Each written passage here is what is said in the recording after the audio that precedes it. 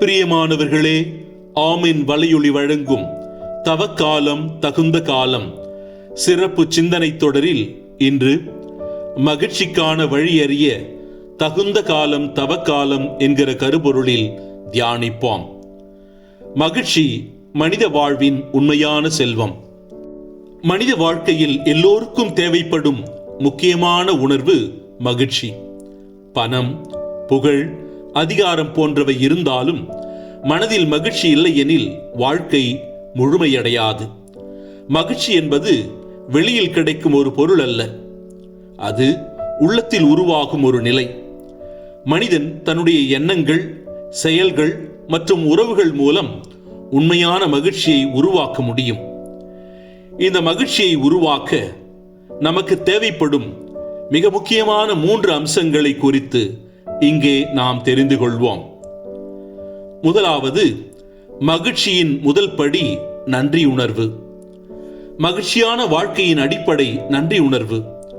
நாம் பெற்றுள்ள சிறிய விஷயங்களுக்கு கூட நன்றி கூறும் மனப்பாங்கு இருந்தால் வாழ்க்கையில் மகிழ்ச்சி தானாக வரும். பல நேரங்களில் மனிதர்கள் இல்லாதவற்றை பற்றி சிந்தித்துக் கொண்டிருக்கிறார்கள். ஆனால் ஏற்கனவே கிடைத்துள்ள நன்மைகளை மறந்து விடுகிறார்கள். நம் தேசத்தந்தை மகாத்மா காந்தி மிக அழகாக கூறுவார், மகிழ்ச்சி என்பது நீங்கள் சிந்திப்பதும் பேசுவதும் செயல்படுவதும் ஒன்றுபட்டிருக்கும் போது கிடைக்கும். இவரின் வார்த்தைகள் நமக்கு ஒரு முக்கியமான உண்மையை நினைவுபடுத்துகிறது. நாம் வாழ்க்கையை நேர்மறையான எண்ணங்களுடன் அணுகினால் எளிய விஷயங்களிலேயே மகிழ்ச்சியை காண முடியும். தினசரி வாழ்க்கையில் பெற்றுள்ள குடும்பம், நண்பர்கள், உடல் நலம், கல்வி போன்றவற்றுக்கு நன்றி கூறுவது மனதை அமைதியாகவும் மகிழ்ச்சியாகவும் மாற்றும்.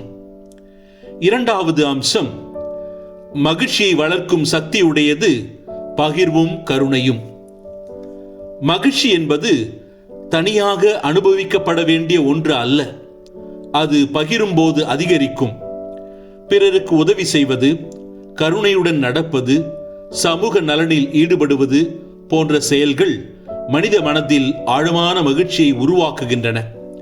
ஒரு சிறிய புன்னகை, உதவி செய்யும் மனம், மற்றவர்களின் துன்பத்தை புரிந்து கொள்ளும் கருணை, இவை அனைத்தும் மகிழ்ச்சியை அதிகரிக்கும். மற்றவர்களின் வாழ்க்கையில் ஒளியாக மாறும்போது நம்முடைய வாழ்க்கையும் மகிழ்ச்சியால் நிறைந்துவிடும். உதாரணமாக, பசியில் இருப்பவருக்கு உணவு வழங்குவது, நண்பர்களுக்கு ஊக்கமளிப்பது, குடும்பத்தில் ஒருவரின் பிரச்சனையை கவனமாக கேட்பது போன்ற சிறிய செயல்கள் கூட பெரும் மகிழ்ச்சியை உருவாக்கும். பகிர்ந்து வாழும் மனப்பாங்கு மனித உறவுகளை வலுப்படுத்துகிறது. மூன்றாவது அம்சம், நிலையான மகிழ்ச்சியின் ரகசியம் நேர்மறை எண்ணம். மகிழ்ச்சியை நிலையாக வைத்திருக்க முக்கியமானது நேர்மறையான எண்ணம்.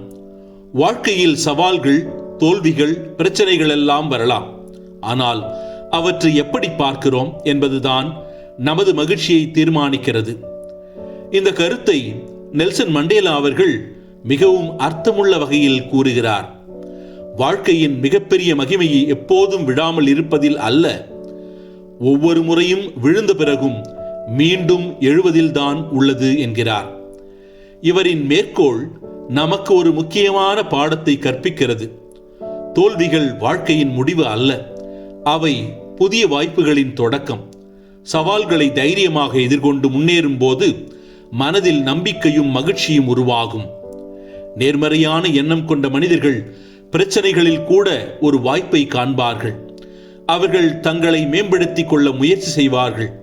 இந்த மனப்பாங்கு அவர்களுக்கு உள்ளார்ந்த அமைதியையும் நீண்டகால மகிழ்ச்சியையும் வழங்கும். ஆகவே மகிழ்ச்சி என்பது பணத்தால் வாங்க முடியாத ஒரு மதிப்புமிக்க செல்வம். அது நன்றி உணர்வு, பகிர்வு, கருணை மற்றும் நேர்மறை எண்ணம் ஆகியவற்றின் மூலம் உருவாகிறது. வாழ்க்கையில் பெரிய சாதனைகள் மட்டுமே மகிழ்ச்சியை தராது. சிறிய சாதாரண விஷயங்களை கூட நாம் மதித்து வாழும்போது உண்மையான மகிழ்ச்சி கிடைக்கும். உண்மையான மகிழ்ச்சி உள்ளத்திலிருந்து வருகிறது. அதனால் நாம் ஒவ்வொருவரும் ஒவ்வொரு நாளும் நன்றி உணர்வுடன் வாழ்ந்து பிறருக்கு உதவி செய்து சவால்களை தைரியமாக எதிர்கொண்டு வாழ்ந்தால் நமது வாழ்க்கை மகிழ்ச்சியாலும் அமைதியாலும் நிரம்பி இருக்கும். இறுதியாக மகிழ்ச்சியான மனிதன்தான் உலகத்தையும் மகிழ்ச்சியாக மாற்ற முடியும்.